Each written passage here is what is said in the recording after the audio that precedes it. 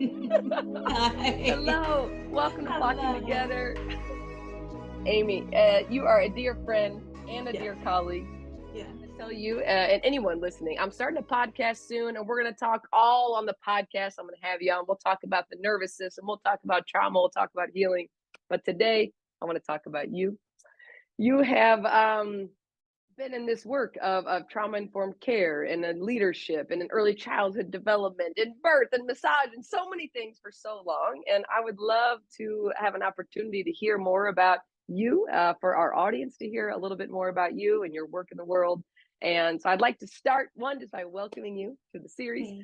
And yes, you're welcome. I love your background. Every time I get to work with you or talk with you, I like just the visual of your space. It brings you a lot of calm, but we can get into that if we want. But anyways, I just want to ask you a simple question to get us going and see where the conversation takes us. But what lights you up?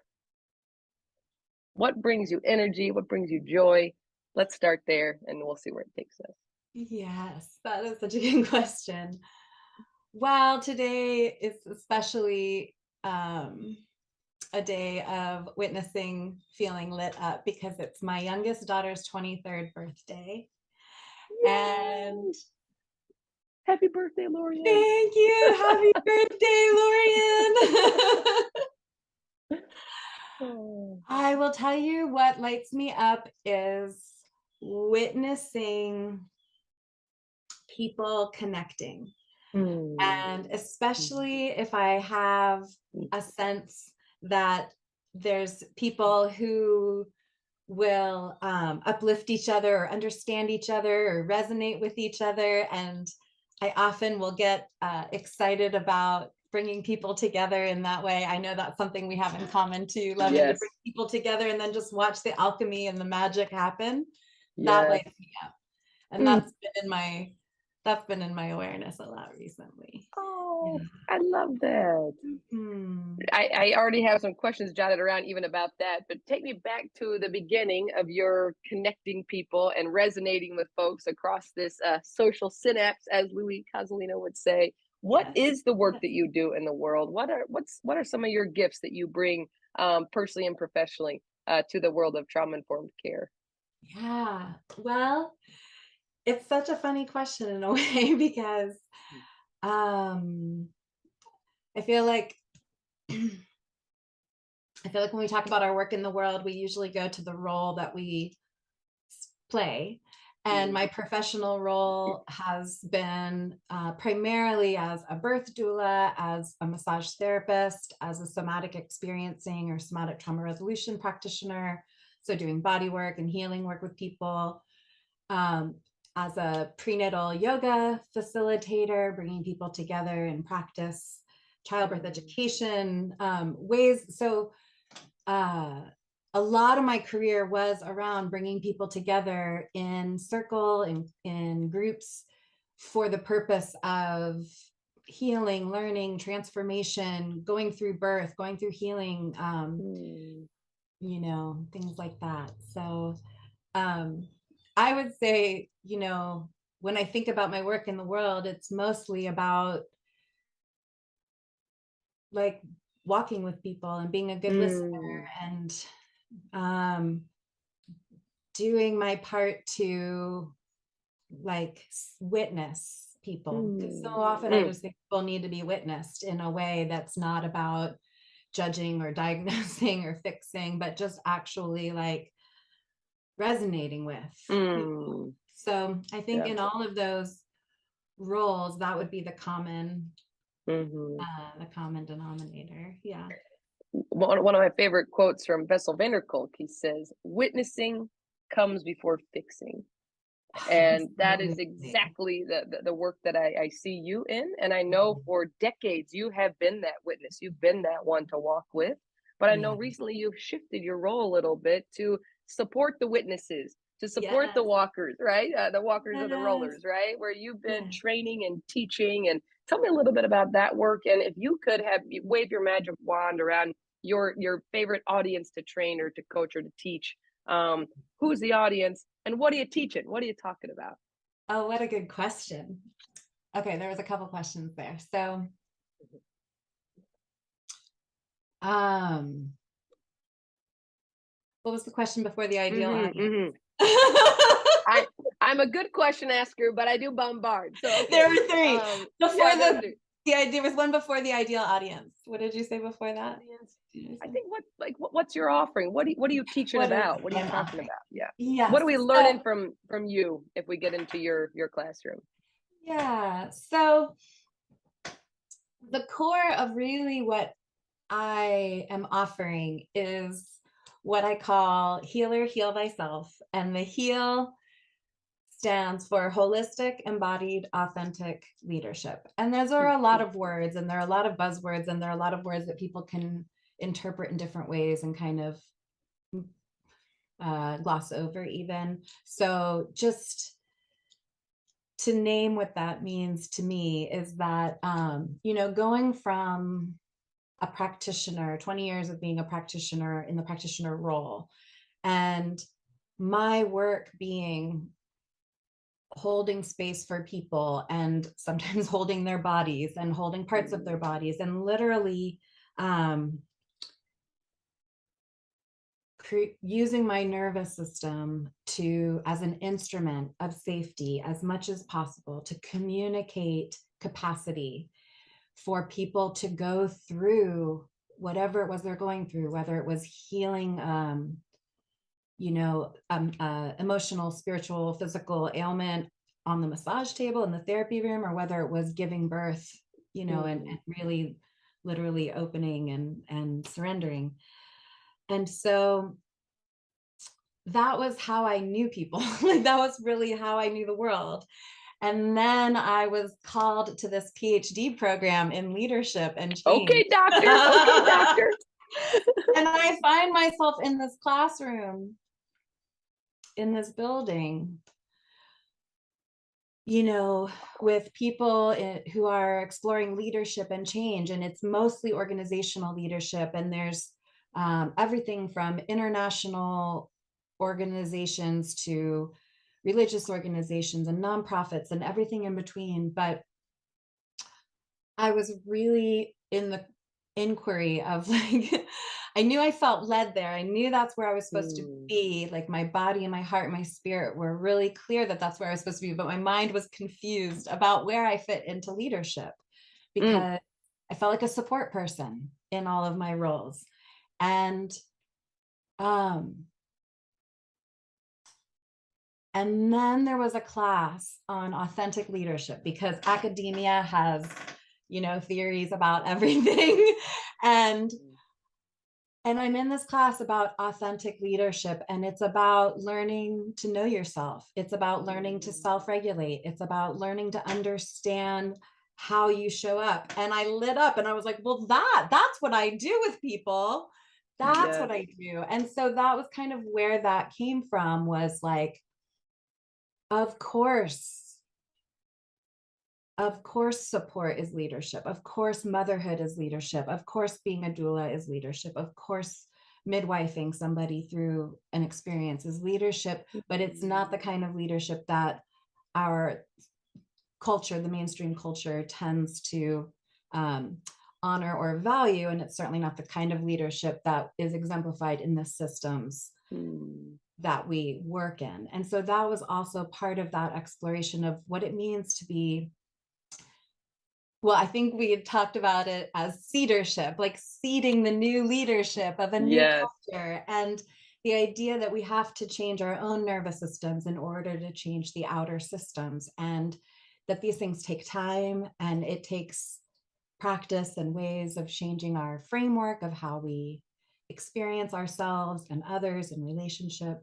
So all of the understanding of trauma and regulation and nervous systems and resonance and all the things that we learn about how the nervous system learns to work in the environment kind of helped me understand also the, like, not really necessarily, it's kind of like a mapping, like a way to imagine creating the systems we want to be creating as we look at the way the old systems aren't working anymore. Right. So the healer, heal thyself is really about it's really everything I learned as a doula, like supporting the birth process. Like you can't think your way through dilation. You can't force somebody to open and trust and surrender. It doesn't come from here, as we know. Mm-hmm, And mm-hmm, I learned that by being in the birth space. And then I mm, went and learned the neurobiology and neurophysiology and psychology and science that was explaining what I just knew because of being there. And mm, then mm, it was mm, really with my work with you that brought me more into the systems of education and, you know, the developmental disability world and ability world, and it was mirrors all around. It was the same things mm, I had learned in that birth space were just like the same facets in these different systems. And mm-hmm, so, you know, with a lot of our collaboration and work together, this work evolved and emerged and was really like, it kind of took these ideas of leadership, like support as leadership, into much more practical um, practices. And we've both, I would say, seen the results of that. mm-hmm, Like, mm-hmm, what happens when people feel supported? mm, You know, what happens when people feel safe to explore the truth of their experience and doesn't feel like they have to override it or discount it to show up for mm. work, to show up in the family, or to show up in any of the systems. And so, yeah. This is why I'm excited for when I invite you onto the podcast, because I'm going to dive super deep there, right? To help us get into your learning space. But there are three things Yeah. I want to reflect. One, I quote you all the time. You got lots of great quotable things. But one of the quotes, and you spoke a little bit to it earlier. You yourself are an instrument of resilience. And by that, you mean you use your instrument, you use your body as a way to provide support, connection, resonance to offer that healing space, right? Absolutely. The other thing you always say, which I like, that I like to talk with my hands a lot, but you say if we want to change the system, we have to change the system, right? Right. And you planted that seed a minute ago, but I just think it's so powerful that a lot of the work we're called in to do is to help people figure out what to Yes. do, how to act, what can we structure, what can we figure out, what can we formulate to help people on their journey. And I always bring people back to, before we figure out what to do out there, we got to figure out how to be in here, right? And that's a Absolutely. lot of the work that I think that you bring to us, which reminds me that you probably have worked with a lot more people with clothes on these days than you did your first 20 years of work, right? I remember we worked on a team together, and That is correct. your intro was, I've spent a lot of time being naked with a lot of women in Well, let me, the let me clarify that. I wasn't naked. It was that when I went to when I was in the PhD classroom and I noticed myself feeling really socially awkward. I feel I don't, in most of my adulthood, I was on call all the time, and I was a parent. And so I just don't have a lot of experience like socializing at bars and restaurants and things that are sort of normal for most of the culture. And one of the explorations when I was like, why am I so socially awkward? The realization was my career was literally holding naked people as they went through transition. Though I wasn't naked, but yes. to clarify for everyone. To clarify. Um, but I mean, it's actually literal, but it's also a bit metaphorical because Yeah. I I have not had many relationships that are just very surface. It's like most of the time when I was in relationship with somebody, there was a purpose to it that had us Mm. going pretty, you know, Yeah. pretty deep. So, Going pretty deep, whether again it was through massage or somatic experiencing work, or your doula work. And I bring it up in a little bit of jest, but I just think that there's an experience of what you know. I always talk about different types of knowing. There's what we yeah, know in our thinking brain, and there's what we know in our body. And yes, you came from a career of body knowing everything yes, subcortical, the yes, unconscious, the implicit. Yes. You then entered into this world of academia where you started to put some language, right? Yes. More language. You had language, right? But put more kind of theory and science to that. But now you're shifting into the place where you're teaching and consulting, sharing, but you're also starting to pour into our other body knowers, right? You're working with other nurses and doulas and massage therapists and direct support professionals to really create trauma-informed birth education offerings to help us really focus on this early childhood space where a lot of good work, a lot of good healing work can happen. So that was that's an acronym, Tribe. Can you tell us a little bit more about Tribe and that piece of the work that you're bringing into the world? I would love to. So Tribe is an acronym. It's Trauma and Resiliency Informed Birth Education. Thank you. Yes, that's okay. And oh my gosh. So Tribe, when over the years in my practice as a doula, and for a little while, I assisted a home birth midwife in a primarily Amish community in Indiana. And in those years of being deep in the birth work and just taking notes and tracking what I was seeing through this lens of the somatic trauma work that I had also been brought into, I started to, in my notebook, I was sort of keeping track of things I was seeing and things I was getting curious about.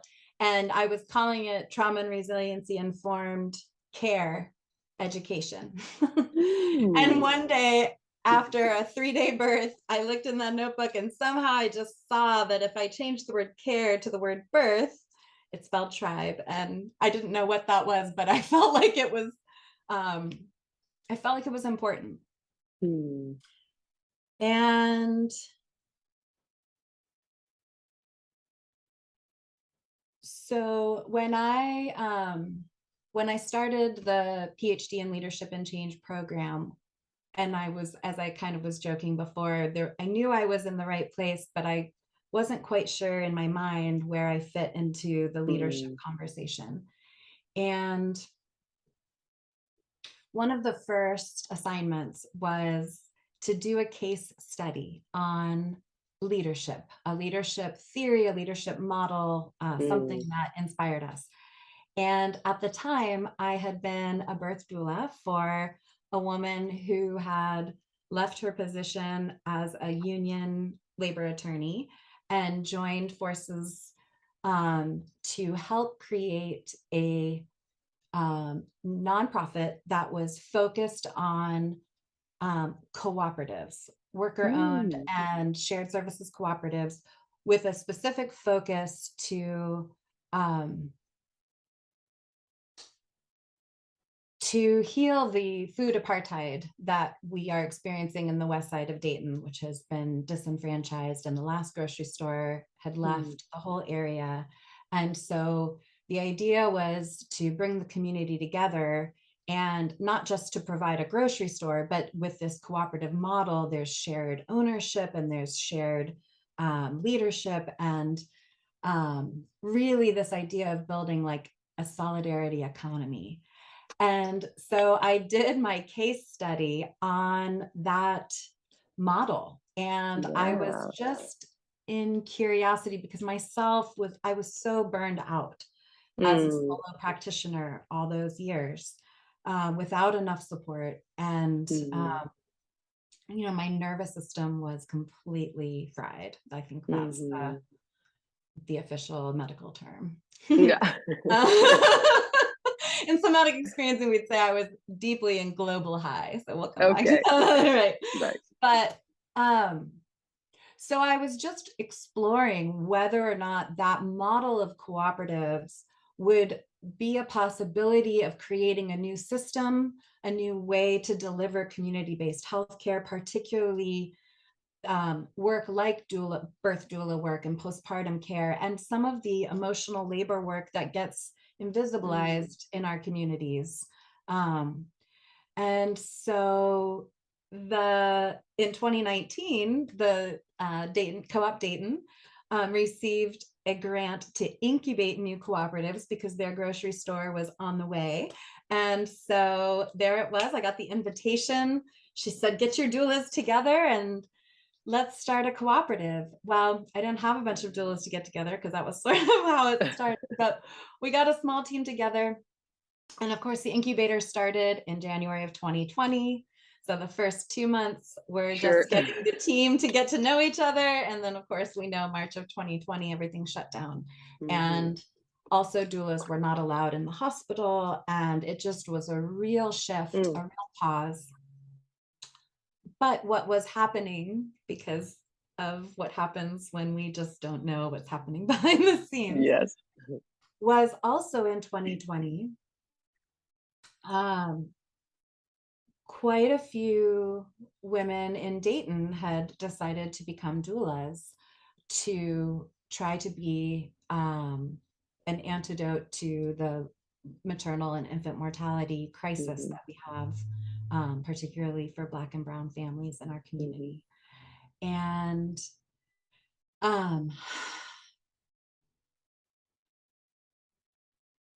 one of the things that was happening sort of simultaneously was that, it was about 7 years ago when my practice was shifting and I was heading towards the PhD program. And around that same time, the statistics for maternal mortality and infant mortality and the health disparities for Black women really came out. Like I kind of think it was because when Serena had her baby, and it was just like, there was so much, like the statistics were finally named. Like you said, there's a knowing, like those of us in the hospital and would know what we saw. And then there's the statistics that say this is happening and systemic racism is the cause.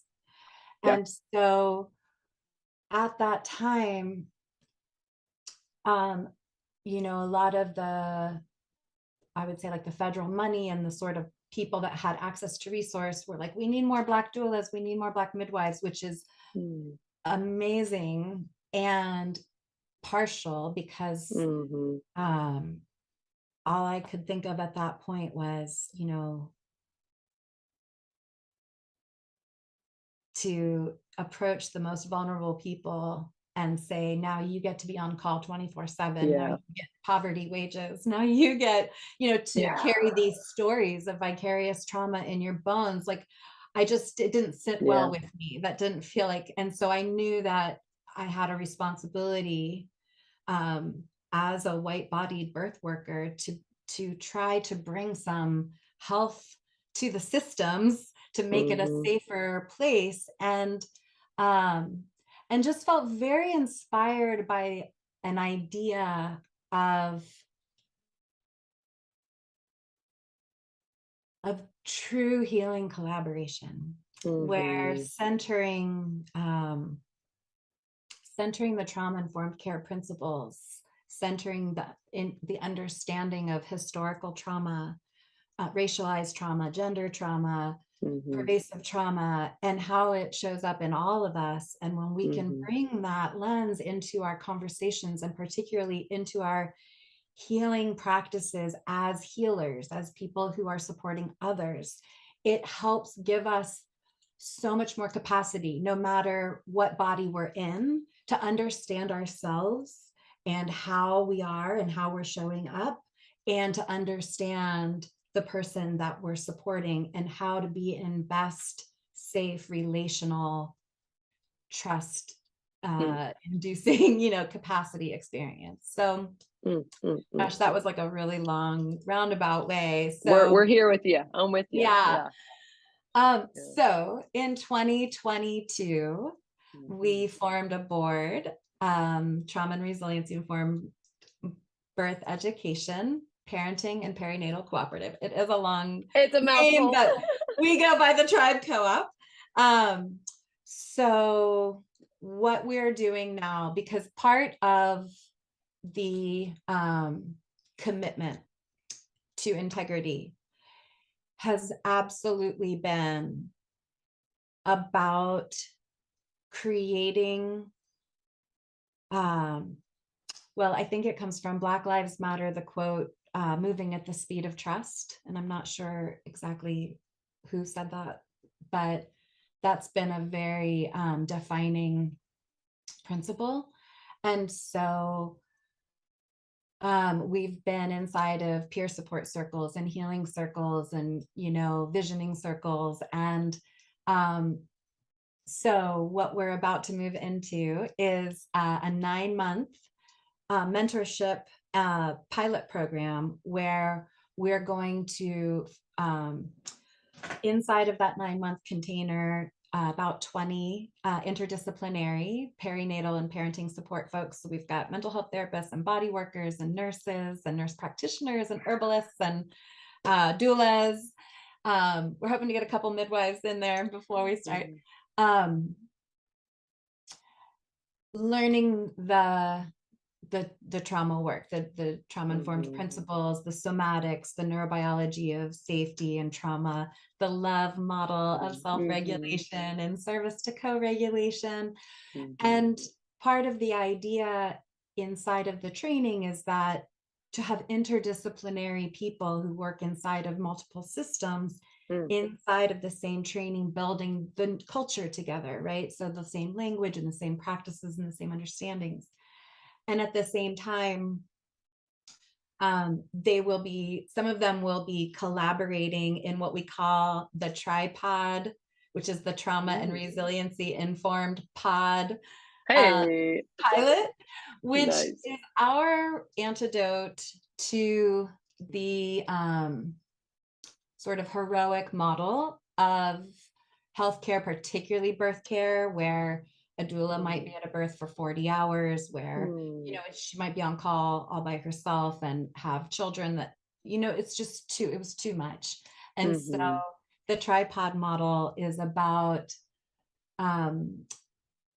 consciously creating a wraparound care model with the futuristic vision that someday, the birthing person will go in and if there is a physician, the midwife, the nurse, the doula, the prenatal yoga teacher, the massage therapist, everybody's been inside of this training and has this shared language and this way of being. So inside of the pilot, we'll be working through this model of collaborative care, and then also offering these peer support circles for parents in community locations. So I know that was a lot.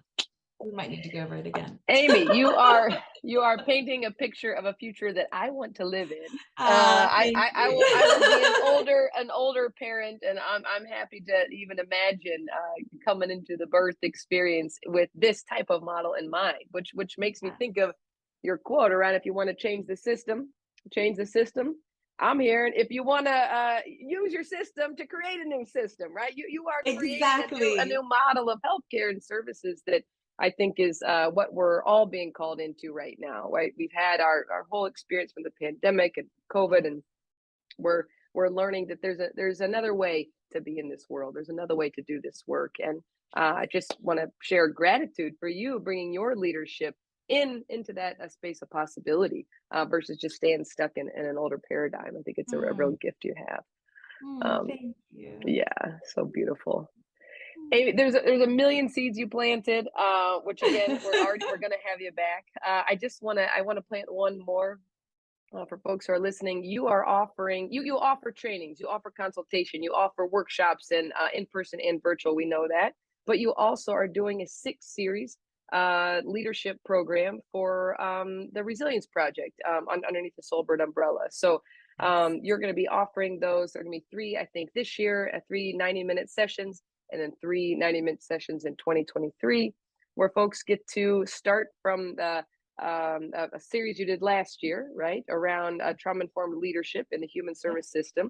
So we're going to repeat that, and then we get to do a deeper dive in 2023 for people who want to go into the extra mile with this. So I know folks can find you there. Where else can people find you and to invite you into their organization to do work within their systems? Where can we find you? Yes. So the timing of this is such that I'm just in the middle of creating new websites. So by Okay. the Okay. time of October, Mm-hmm. but my website is www.lovesomatics.org. And from there, you'll be able to find the tribe website. The idea is to launch them both October 1st. So Oh, great. they should be Great. out soon. Yes. So lovesomatics.org. Amy, Rebekah, a gift. Thank you for Thank sharing you. a bit of your world with us. And I hope that folks who are interested in not just leadership, but that early childhood space know that you're out there. You're out there as a support. Yeah, we wish you the best in this new tribe world that you're creating and forming. And thanks for spending time with us this morning. Thanks, Sarah. It's so good to be with you. All right. Mwah. Much love.